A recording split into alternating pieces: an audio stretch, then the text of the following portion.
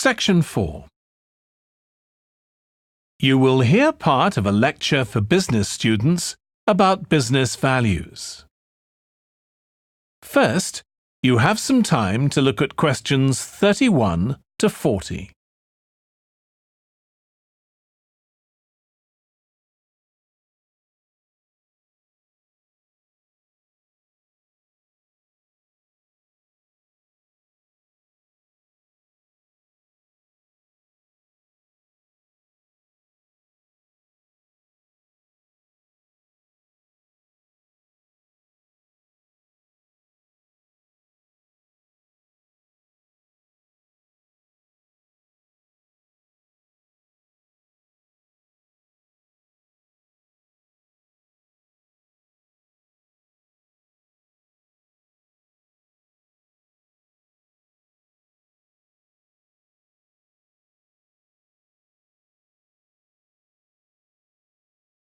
Now listen carefully and answer questions 31 to 40. In public discussion of business, we take certain values for granted. Today, I'm going to talk about 4 of them: collaboration, hard work, creativity, and excellence. Most people would say they're all good things. I'm going to suggest that's an oversimple view. The trouble with these values is that they're theoretical concepts, removed from the reality of day-to-day business. Pursue values by all means, but be prepared for what may happen as a result. They can actually cause damage, which is not at all the intention. Business leaders generally try to do the right thing, but all too often the right thing backfires if those leaders adopt values without understanding and managing the side effects that arise. The values can easily get in the way of what's actually intended. Okay, so the first value I'm going to discuss is collaboration. Let me give you an example. On a management training course I once attended, we were put into groups and had to construct a bridge across a stream, using building blocks that we were given. The rule was that everyone in the team had to move at least one building block during the construction. This was intended to encourage teamwork. But it was really a job best done by one person. The other teams tried to collaborate on building the structure and descended into confusion, with everyone getting in each other's way. Our team leader solved the challenge brilliantly. She simply asked everyone in the team to move a piece a few centimetres to comply with the rule, and then let the person in the team with an aptitude for puzzles like this build it alone. We finished before any other team.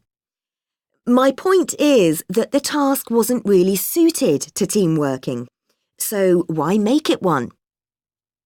Teamwork can also lead to inconsistency, a common cause of poor sales. In the case of a smartphone that a certain company launched, one director wanted to target the business market, and another demanded it was aimed at consumers. The company wanted both directors to be involved, so gave the product a consumer-friendly name, but marketed it to companies. The result was that it met the needs of neither group. It would have been better to let one director or the other have his way, not both.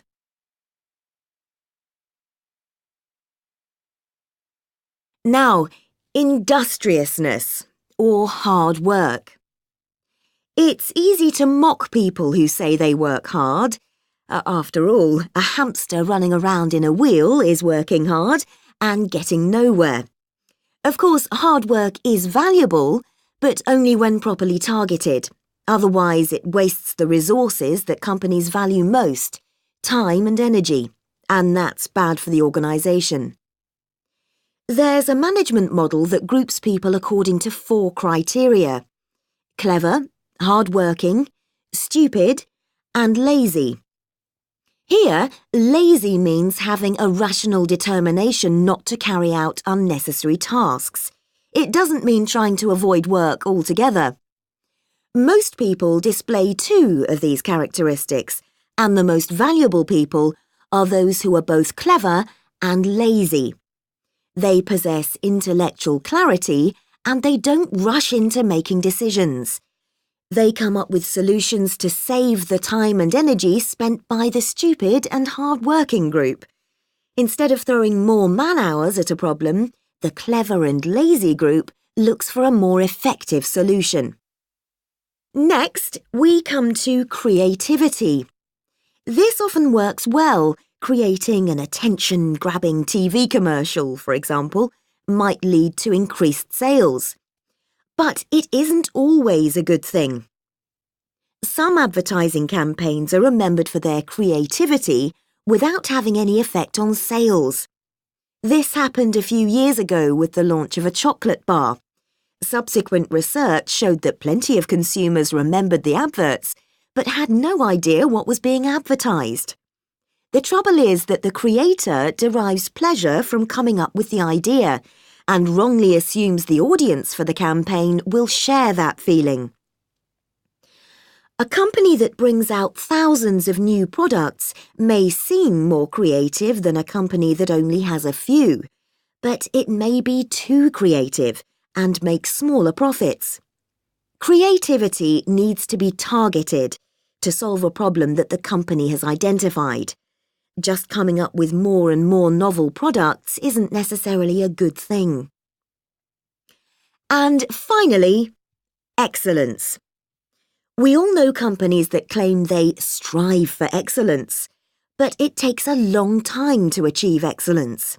In business, being first with a product is more profitable than having the best product.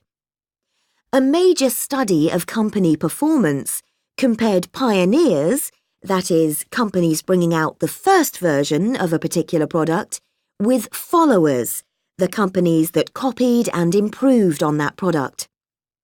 The study found that the pioneers commanded an average market share of 29%, while the followers achieved less than half that, only 13%, even though their product might have been better. Insisting on excellence in everything we do is time-consuming, wastes energy, and leads to losing out on opportunities.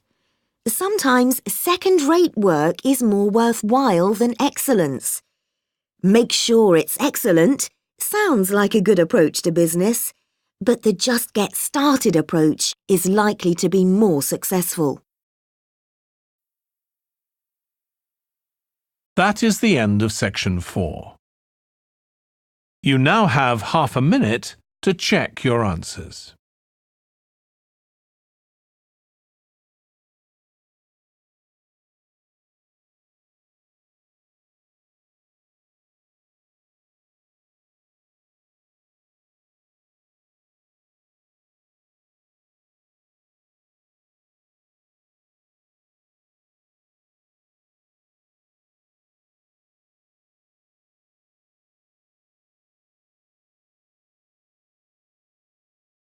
That is the end of the listening test.